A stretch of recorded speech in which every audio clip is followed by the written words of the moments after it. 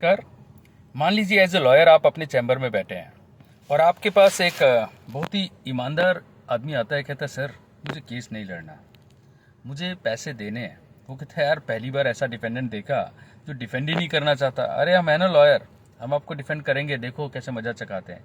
नहीं सर, मैंने उसके पैसे देने थे, एक बार मुझे मैसेज तो कर देता, व्हाट्सएप तो कर देता, कॉल तो करता, लीगल नोटिस तो देता, सीधे यार कोर्ट में मेरे को समन आ रहा है।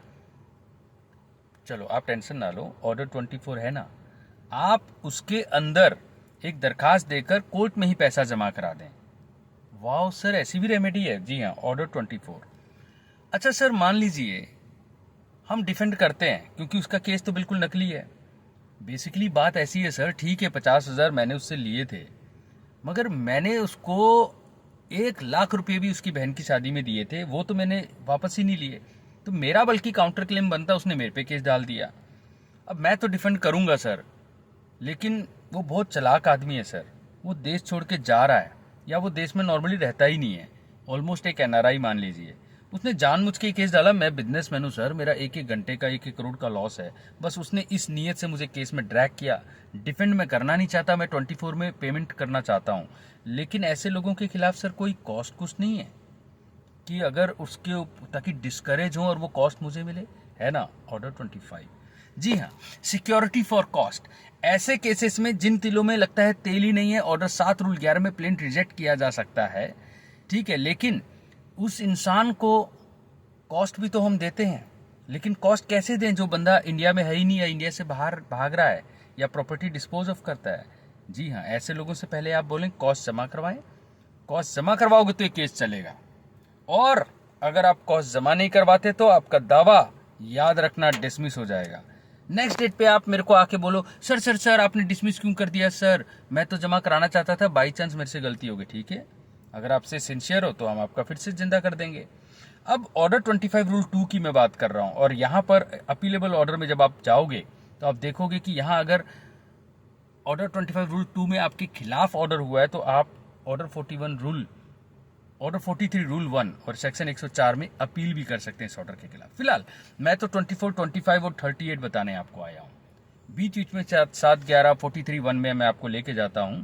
लेकिन अब यहां पर आपने केस सुना जो डिफेंडेंट ईमानदार है, जो डिफेंड करना ही नहीं चाहता, प्लेंटिव ढीठ है, बिना नोटिस के बिना फोन के उसके पर केस डाल दिया, और अब खुद इंडिया से भाग रहा था कि कॉस्ट इंपोज भी हो तो देना ना पड़े। तो 24, 25 उसको टेक केयर कर लेगा। लेकिन तब क्या हो जब नीरव मोदी या आपको पता है मेहुल चोस्की, ऐसे लोगों के खिलाफ बैंक्स बड़ी दुखी होती हैं। क्रॉनिक डिफॉल्टर्स हैं ये लोग यार। क्या करते हैं, इतना सारा पैसा लेते हैं फिर देश छोड़ के बाहर, और अगर देश छोड़ के बाहर नहीं गए तो प्रॉपर्टी आपकी जुरिडिक्शन से बाहर। बाहर किया है या बाहर करने वाले हैं, दो बातें हैं यहाँ पर, ध्यान देना। अगर तो आप विजिलेंट बैंक वाले हैं, आप एज ए प्लेंटिव कोर्ट का दरवाजा खटखटाएं। खटखटा दिया, कोर्ट बोलेगी हाँ भाई दावा डाल दो, मेरे पास क्या खटखटाए जा रहे हो। नहीं नहीं सर, मेरे को कोई आपसे इंजंक्शन नहीं चाहिए, डिक्री मेरे फेवर में ही होना है, लेकिन मेरे को फायदा ही क्या होगा अगर वो नीरव मोदी या विजय चौकसी, देखो यहां ध्यान से सुने, मैं किसी की जो नाम ले रहा हूं किसी का, वो उसको बदनाम करने के लिए नहीं है, केवल आपको समझाने के पर्पज से है। तो प्लीज इस बातों का ध्यान रखें। तो वो नॉक करता है, सर मुझे इंटरिम रिलीफ नहीं चाहिए, 39(1) में इंजंक्शन नहीं चाहिए। तो भैया क्या चाहिए, अटैच। अरे अटैच कैसे कर दें, अटैच तो होता है जब आप केस जीत जाओगे ऑर्डर 21 में। ऐसा नहीं है सर, वो ऑर्डर 21 है, कोई और रेमेडी नहीं है सर। तो मैं क्या लूंगा, आपका डिक्री, उस डिक्री का डिकरा बन जाएगा सर। अगर मेरा डिकरा बन जाएगा, अगर मेरे को आप प्रॉपर्टी नहीं दिला पाओगे, आपकी भी क्या इज्जत रह जाएगी। बात तो सोचने वाली है, बात सोचने वाली है। ऑर्डर 38 रूल 1 to 4 और 5 से 13, जी हाँ 2 भागों में डिवाइड किया है मैंने इसको।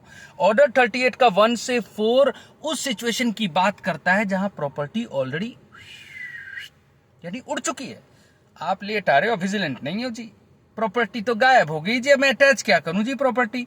तो सर उसको वारंट कर दो ना सर, उसका जमानती को सिक्योरिटी और ले लो ना सर। ठीक है, 38(1) में कर देते हैं। अब वो आएगा, आके बोलेगा हाँ जी सर बोले, ओह भाई ऐसा है, कोई जमानत दे दे या कोई सिक्योरिटी दे दे, क्योंकि तेरी प्रॉपर्टी तो तू सुनने में आया है कि बेच चुका है। ठीक है सर, मैं जमानती खड़ा करता हूं सर, मैं नहीं दूंगा, मेरा भाई अदानी देगा। अब अदानी थोड़ी देर बाद 3 दिन बाद, 4 दिन बाद या 3 महीने बाद आपके पास आता है, सर सर सर बड़ा ढीठ किस्म का बंदे का मैंने सर दे दिया जमानती सर, ये तो सुना है भारत से भाग रहा है सर, मैं फंसूंगा सर, इसके पैसे मुझे देने पड़ेंगे सर। सर सीआरपीसी में देखिए, हमने वीडियो देखी है धीरू सर की, 444 सीआरपीसी में सिक्योरिटी को भी डिस्चार्ज करते हैं आप। सर सिविल में नहीं है ऐसी कोई रेमेडी, क्यों नहीं है, है ना। ऑर्डर 38 रूल 3 में सेम रेमेडी 444 सीआरपीसी की आपको मिलेगी। आप एप्लीकेशन दें, मैं नीरव मोदी या चौस्की को इधर बुलाता हूँ, मेहुल चौस्की को, और बोलता हूँ भाई ऐसा है, तेरा अदानी तो मुकर गया, अब तू नया जमानती दे या सिक्योरिटी दे, नहीं तो जेल में जा। जेल में जा भाई, यहाँ भी पुलिस रिमांड, जुडिशियल रिमांड नहीं, ये सिविल रिमांड है। ज्यादा से ज्यादा 90 दिन 60 दिन होगा, नए 6 months। पर सर मेरे तो 50 रुपये ही हैं, चल फिर 6 हफ्ते। अब ये फ्री में छोटी छोटी बातें, अब आपका दिमाग बोलेगा नई जनरेशन हो ना आप, 50 रुपये इतने में तो मैं छिलका भी नहीं खरीदता हूँ भाई। 1908 का सीपीसी है, जब बदलेगा तब देखेंगे।